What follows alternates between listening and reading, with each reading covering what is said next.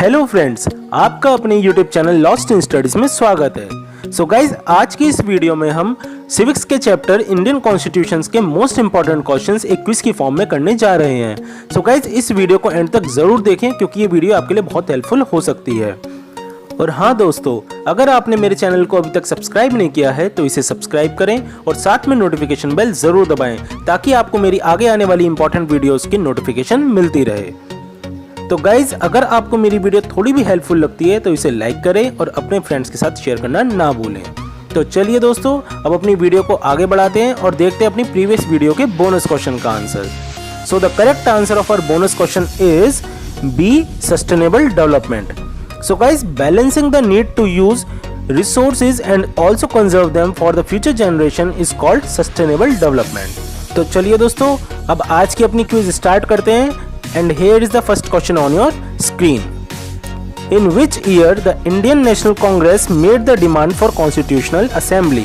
And the options are A 1934, B 1924, C 1944 and D 1914. So guys, अगर आप इसका सही आंसर जानते हैं तो उसे कमेंट करके बताएं और आपको इसका आंसर देने के लिए 10 सेकंड्स का टाइम मिलेगा। So your time starts now.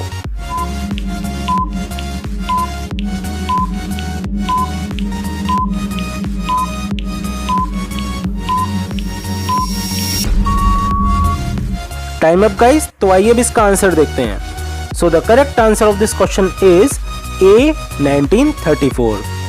So guys, in 1934, the Indian National Congress made the demand for Constitutional Assembly. तो चलिए दोस्तों, बढ़ते हैं अपने नेक्स्ट क्वेश्चन की ओर और ये रहा क्वेश्चन नंबर 2 आपकी स्क्रीन पर। An introduction to a legal document is called, and the options are A Constitution, B Deed, C Preamble and D none of these. So guys, अगर आपको इसका आंसर पता है तो उसे जल्दी से कमेंट करके बताएं and your time starts now.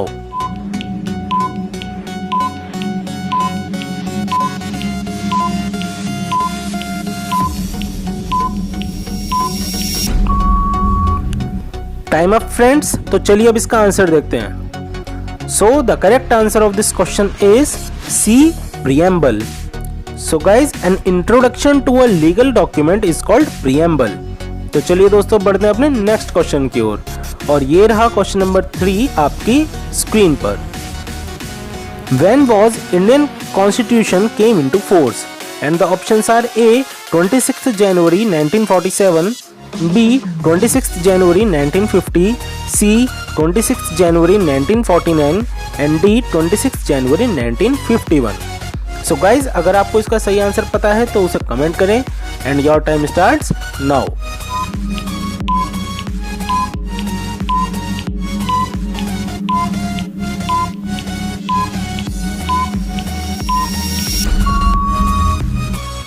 Time up दोस्तों। तो आइए अब इसका आंसर देखते हैं। So the correct answer of this question is B 26 January 1950।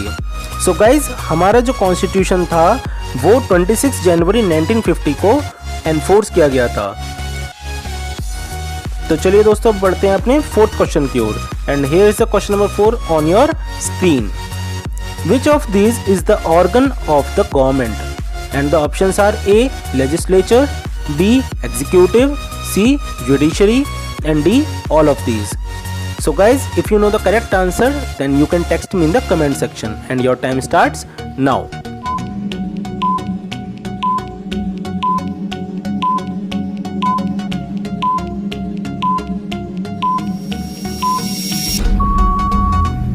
तो आइए दोस्तों, अब इसका आंसर देखते हैं। So the correct answer of this question is D all of these. So guys, legislature, executive and judiciary, all three are the organs of the government. तो चलिए दोस्तों, अब बढ़ते हैं अपने नेक्स्ट क्वेश्चन की ओर and here is the question number 5 on your screen. In which year Dowry Prohibition Act passed in India? And the options are A 1961, B 1960, C 1971 and D 1970. So guys, अगर आपको इसका answer पता है तो उसे जल्दी से कमेंट करके बताएं and your time starts now.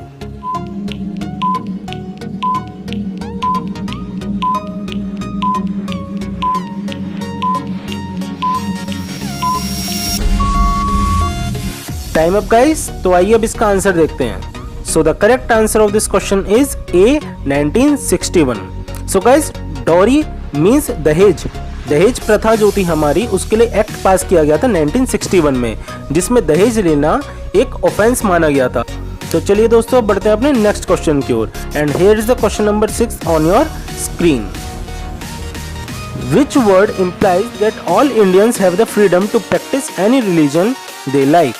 And the options are A. Sovereign, B. Socialist, C. Secular, and D. Republic. So guys, अगर आपको इसका सही आंसर पता है तो उसे जल्दी से कमेंट करें। And your time starts now.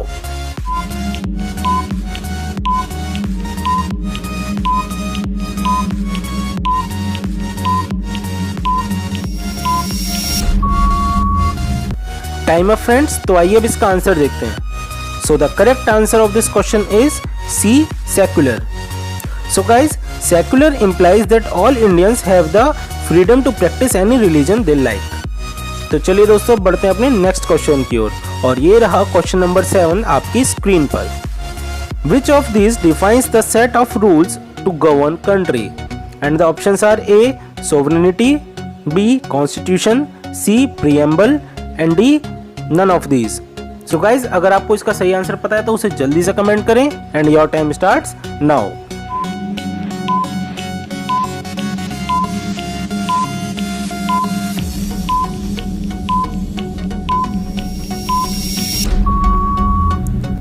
तो आइए दोस्तों अब इसका आंसर देखते हैं। तो इसका सही आंसर है B constitution. So guys constitution defines the set of rules to govern country. तो चलिए दोस्तों बढ़ते हैं अपने नेक्स्ट क्वेश्चन की ओर। And here is the question number 8 on your screen. What type of government India practised? And the options are A democracy, B monarchy, C anarchy, and D none of these. So guys अगर आप इसका सही answer जानते हैं तो उसे जल्दी से कमेंट करके बताएं। And your time starts now.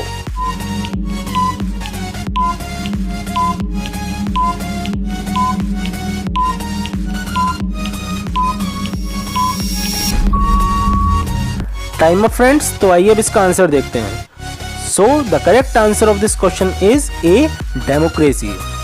So guys India has democratic type of government. Democratic government is the government in which the citizen of the country have the voting rights to elect their representative. तो चलिए दोस्तों बढ़ते हैं अपने next question की ओर। And here is the question number 9 on your screen. What are the fundamental rights provided by the constitution of India? And the options are A. Right to freedom, B. Right to equality, C. Right against exploitation, and D. All of these. So guys अगर आप इसका सही answer जानते हैं तो उसे जल्दी से कमेंट करके बताएं। And your time starts now.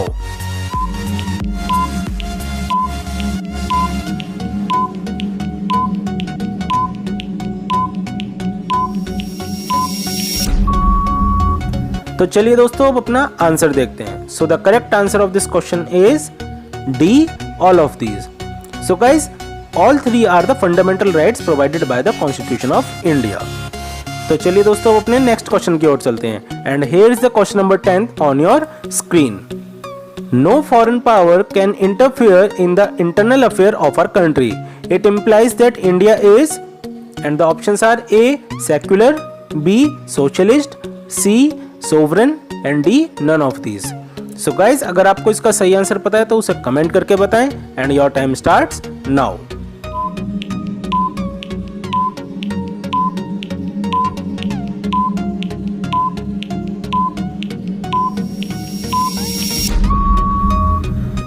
तो आइए दोस्तों अब इसका आंसर देखते हैं। So the correct answer of this question is C sovereign. So guys no foreign power can interfere in the internal affairs of our country. It implies that India is a sovereign country. तो चलिए दोस्तों बढ़ते हैं अपने next question की ओर। And here is the question number 11 on your screen. A republic is a state where the head of the state is, and the options are A elected, B nominated, C hereditary, and D none of these. So guys अगर आप इसका सही answer जानते हैं तो उसे जल्दी से कमेंट करें। And your time starts now.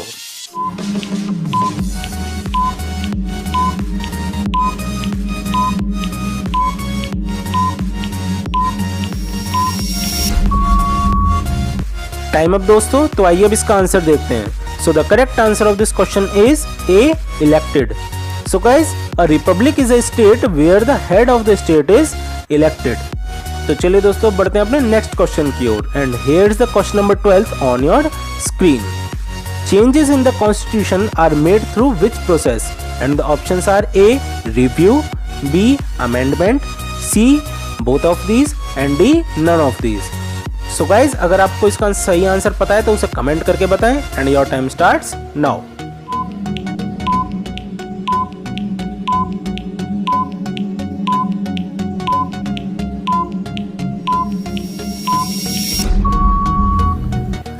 Time up guys, तो आइए अब इसका आंसर देखते हैं। So the correct answer of this question is B, amendment.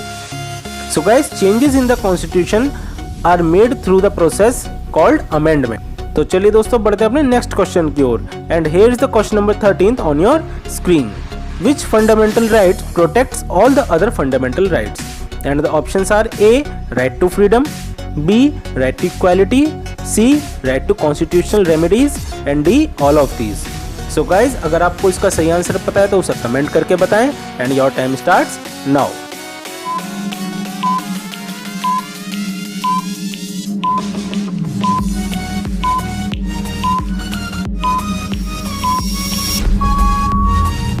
Time up friends, तो आइए अब इसका आंसर देखते हैं। So the correct answer of this question is C, right to constitutional remedies.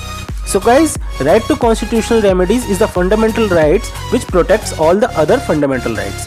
तो चलिए दोस्तों बढ़ते हैं अपने नेक्स्ट क्वेश्चन की ओर। And here is the question number 14 on your screen.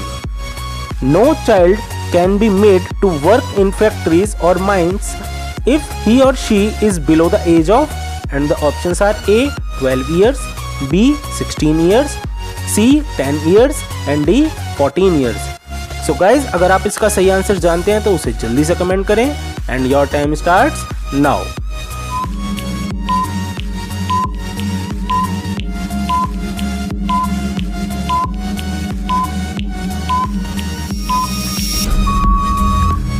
Time up friends, तो आइए अब इसका आंसर देखते हैं। So the correct answer is D, 14 years.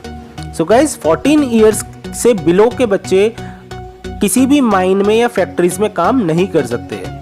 तो चलिए दोस्तों बढ़ते हैं अपने बोनस क्वेश्चन की ओर। And here is the bonus question on your screen. In which year the fundamental duties were included in the constitution? And the options are A, 1976, B, 1986, C, 1972 and D, 1970। So guys, अगर आपको इसका answer पता है तो उसे comment करके बताएं और जैसा कि ये बोनस क्वेश्चन है तो इसका आंसर आपको मेरी नेक्स्ट वीडियो में मिलेगा। So guys, thanks for watching this video और आज की वीडियो में बस इतना ही। फिर मिलेंगे अपनी नेक्स्ट वीडियो के साथ।